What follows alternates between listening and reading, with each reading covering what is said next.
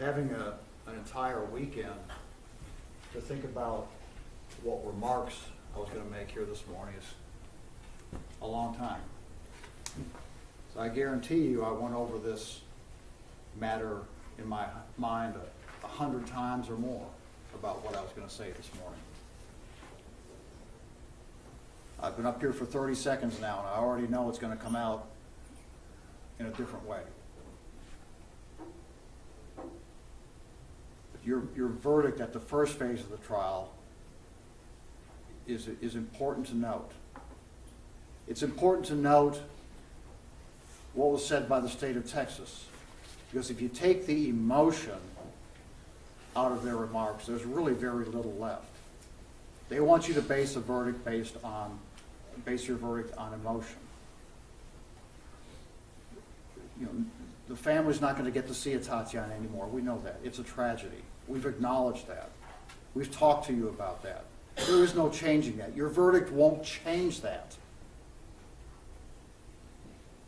It can't change that. You were talked to at the jury selection phase of this trial about whether or not you could give fair consideration to the idea of probation, to assessing a probation for someone that's been convicted of the offense of manslaughter. And each and every one of you said you could give fair consideration to that concept. And that presupposes that someone's life has been taken. And it presupposes that that person isn't going to be with us anymore, that their family's going to miss them. It presupposes there's been a tragedy overlaid over the facts of the case, which is exactly what we have here. A tragedy that'll never be changed. And the prosecutors were very defensive about the fact that we were going to ask you for probation in this case. That's because they know that that's really what this case is worth.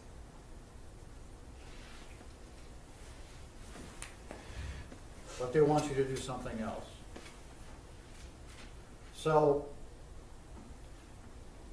look at your verdict at the first phase of the trial. You found that Aaron did not act intentionally. You found that he did not act knowingly. You found that he did not intend for there to be a death resulting from his actions.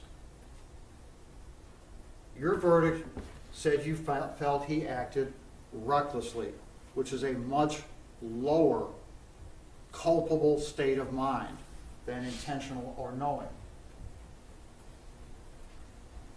You know from the facts of the case that this case was not premeditated. There was no malice involved. There was no forethought involved. Remember the state stressing to you during closing arguments how fast this matter happened?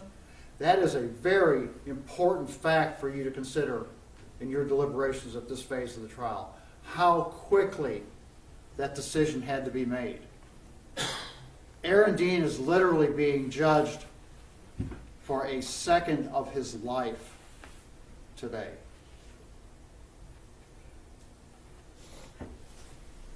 And he's being judged under man's law, not God's law. The talk about eye for an eye, I'm not sure exactly what that was meant to convey to you during questioning of our witnesses, but we're not here about God's law. We're here about man's law.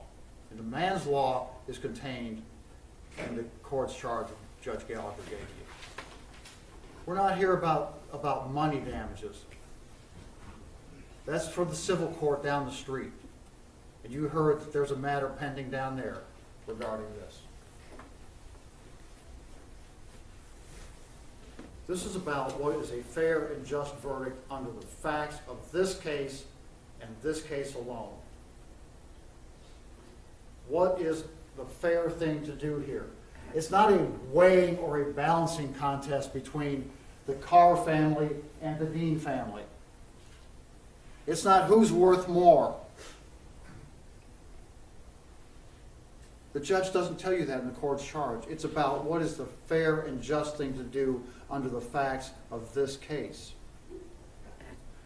On the questionnaire that you filled out before trial, asking you about the three goals of punishment in the criminal justice system.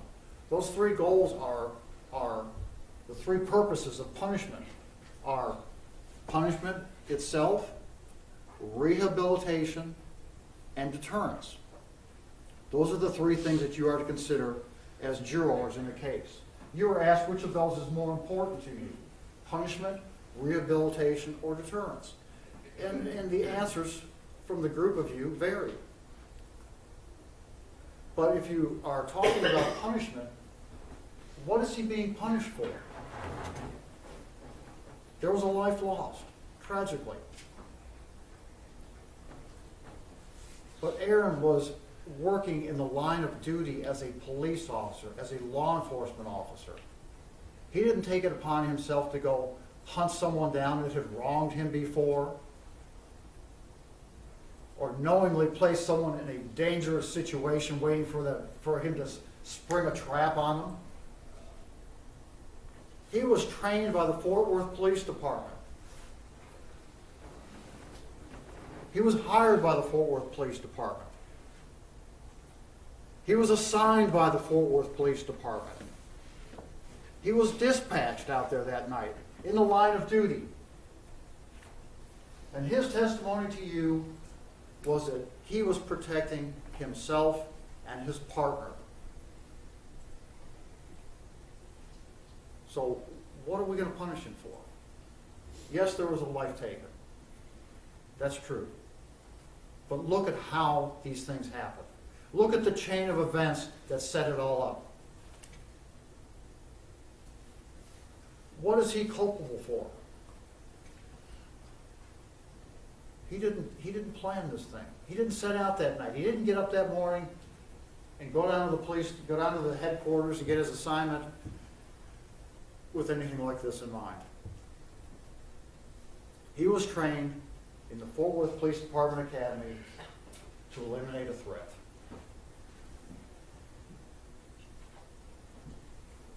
So keep that in mind, please. Secondly, rehabilitation. What are we going to rehabilitate Aaron from? You've heard by your verdict, he'll never be a police officer again. This situation is never going to repeat itself.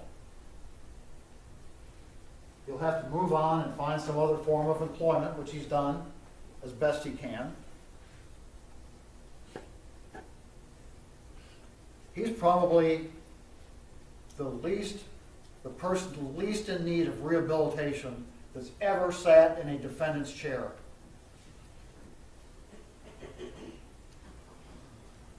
Because he's a God-fearing, law-abiding citizen of our county.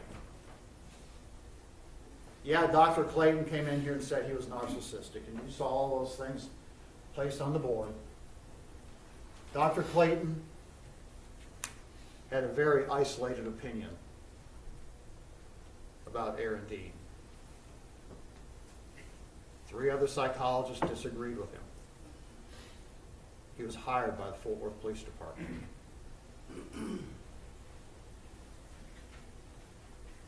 Dr. Clayton didn't follow Aaron around the church. He didn't follow Aaron around in the choir. He didn't follow Aaron around in engineering school while he was getting his physics degree. Dr. Clayton said he could fly a commercial airliner. At least that's how I took it. Which tells you the subjectivity of the discipline of psychology. Dr. Clayton had a very isolated opinion of Aaron Dean. Look at the opinion of the people that know him best. Of course his family's going to testify. That's who he spends most of his time around. He's a family man. He's very involved with his family. Is that wrong? The prosecutor tried to make it seem like that's wrong to be a family man, to be around your family. to be in church with your family. It's not wrong. That's not a bad trait that Aaron has. That's a good trait.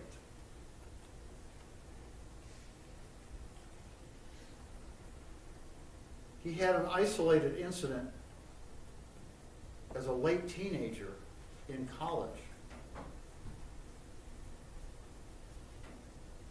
You heard that Aaron was homeschooled.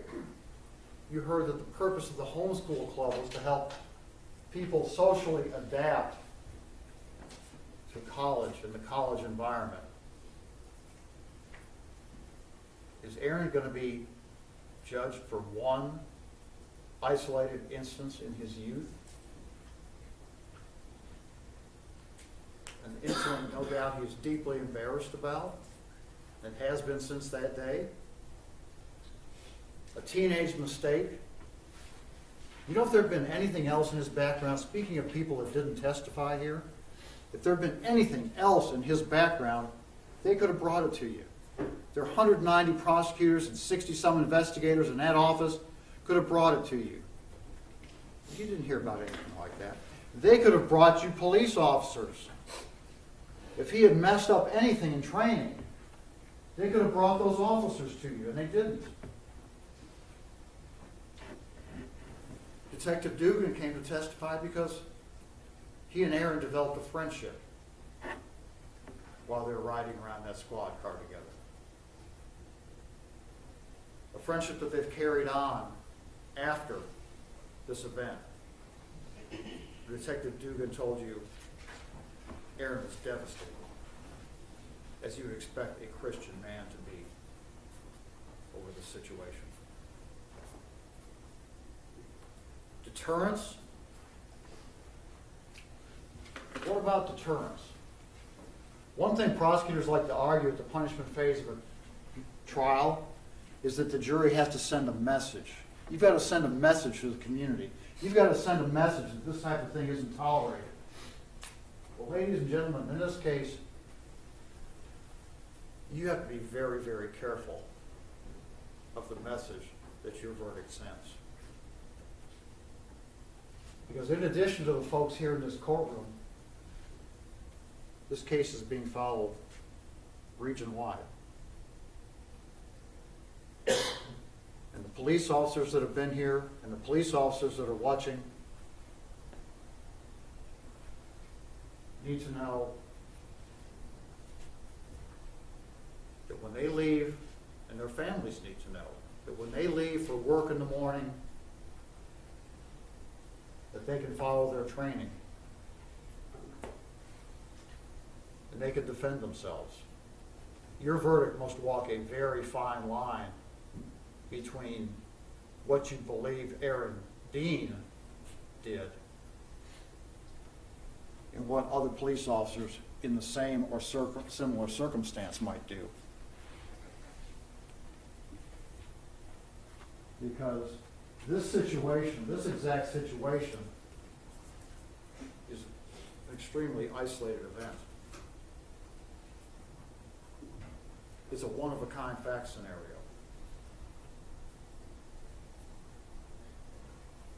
And your message needs to be tailored.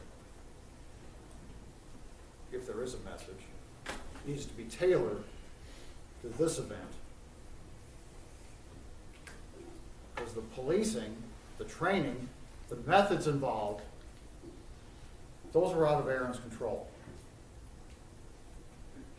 You heard Judge Gallagher's in charge of the probations in this court. Judge Gallagher's in charge of the terms and conditions. And you can trust Judge Gallagher to make sure that this matter is followed up on. And make sure that he knows everything that there is to know about what's going on with this probation. And Judge Gallagher can tailor the terms and conditions. He could take and put Aaron in jail for the weekend on the anniversary of this event, so that Aaron never forgets, which he won't anyway. Judge Gallagher could order Aaron to sit down with administration from the Fort Worth Police Department any other regional police training academies and help them develop training curriculums so this situation never repeats itself. Aaron Dean can be an asset to law enforcement.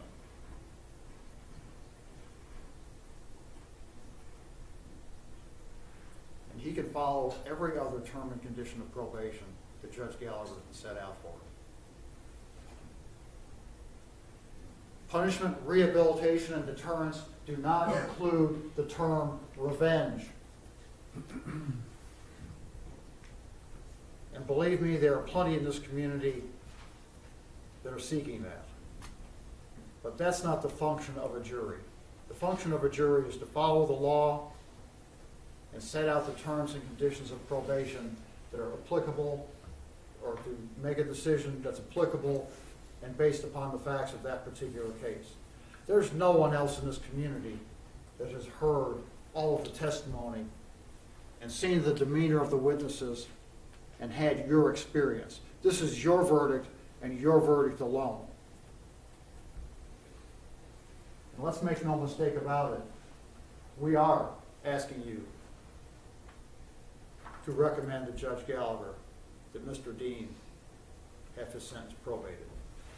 Because there is nothing to gain by sending this man to the penitentiary. No one can punish him more than he's already punished himself. We've talked about his need for rehabilitation. And we've talked about what exactly is it that we would deter by a penitentiary sentence here. What exactly would that be? Aaron didn't know who was on the other side of that window. As much as people want to make this a racial issue, it's not. He didn't know who was on the other side of that window. All he knew was they were armed and they were a threat. So everything that's happened from then on is of low value in deciding what the sentence should be in this case.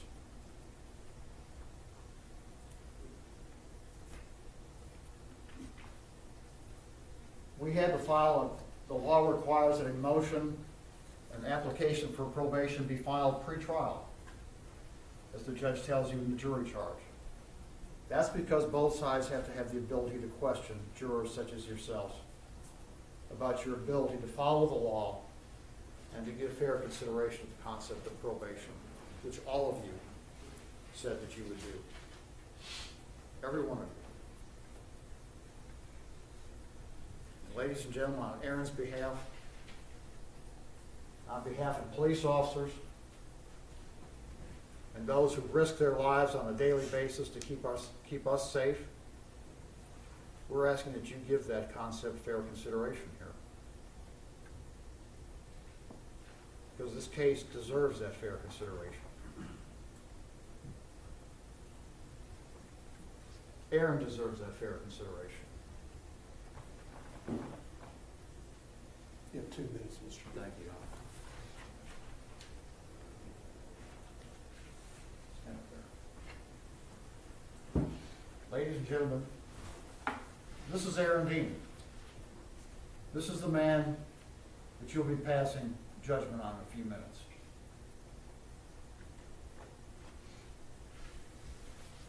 You heard from family and friends, members of the community that know Aaron the best. He's a good man. He's a very good man. He's a very good man who finds himself in a very tough situation. And we're asking that you take into consideration all of those good qualities that you heard about. Because this man possesses all of those. Those people got up here, thank you. Those people got up here and everything they said was heartfelt. Because they know him best.